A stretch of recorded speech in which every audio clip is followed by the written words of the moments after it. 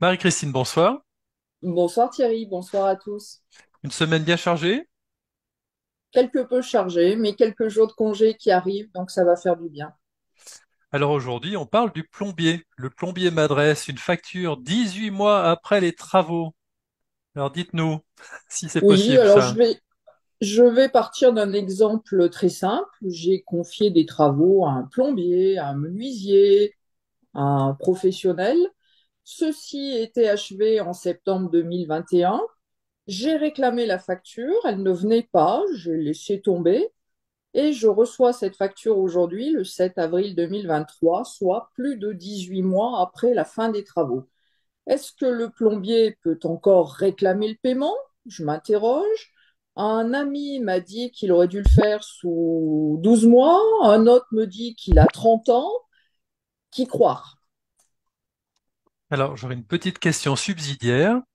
Moi, par exemple, moi ou n'importe qui, j'ai commandé des travaux, j'ai signé un devis. Les travaux ne sont toujours pas faits 6 mois après. Est-ce que ça rentre un peu dans le cadre de la chronique ou ça sera pour une question Non, future? ce serait encore différent puisque effectivement vous avez un devis. Faut-il encore qu'il ait été accepté par les deux parties? Faut-il encore que le consommateur l'ait accepté dans les délais? Donc on serait dans un autre contexte. D'accord, donc question à retenir pour la suite. Alors, est-ce une dette peut s'éteindre parce qu'elle est trop ancienne? Oui, lorsqu'une dette est trop ancienne, elle pourra s'éteindre. On parle dans ce cas de prescription. Et la prescription désigne la durée au-delà de laquelle une action en justice, civile ou pénale, n'est plus recevable. Donc dans ce cas, le débiteur n'est plus obligé de régler et le créancier ne pourra plus obtenir reconnaissance de ses droits. Donc, il y a eu une loi, quelque peu ancienne maintenant, du 17 juin 2008, qui est venue modifier ces délais de prescription. Les prestataires de services, par exemple mon menuisier, par exemple mon plombier, ou encore un peintre ou un garagiste, ont 2 ans pour exiger le paiement de leurs travaux. Avant cette loi, le délai était de 30 ans. Donc l'ami qui m'avait dit c'est 30 ans n'avait pas tout à fait tort, si ce n'est qu'il avait une loi de retard, du 17 juin 2008. Alors, dans votre exemple, est-ce que le plombier peut demander, peut réclamer le règlement? Oui, tout à fait. En l'espèce, les travaux ont été réalisés il y a moins de 2 ans. Par conséquent, le plombier peut encore réclamer ce paiement. On ne pourra pas invoquer la prescription, les 2 ans ne sont pas écoulés. On est tenu de régler la facture du plombier ou du menuisier. Est-ce que ce délai de prescription peut être interrompu? La réponse est encore affirmative. La prescription ne s'applique que si le créancier a omis de réclamer dans le délai légal. Donc, ce délai pourra être interrompu, soit parce que le créancier, qui en avait marre d'attendre, a engagé une action devant le tribunal pour obtenir reconnaissance de ses droits, soit encore parce que vous avez reconnu votre dette à son égard ou encore, par exemple, vous avez contesté la bonne exécution des travaux. Donc là, dans ce cas, vous reconnaissez l'existence et le créancier pourra agir. Pouvez-vous nous donner d'autres délais de prescription à connaître dans la vie de tous les jours? Oui, alors on ne va pas tous les passer en revue, on y passerait beaucoup de temps, juste quelques délais qui peuvent nous préoccuper dans le quotidien. Par exemple, les créances des commerçants pour les ventes de marchandises à des particuliers. Je dis bien à des particuliers. Le délai de prescription est de 2 ans, comme pour mon plombier. La prescription, en revanche, sera de 5 ans pour des factures adressées à un autre professionnel.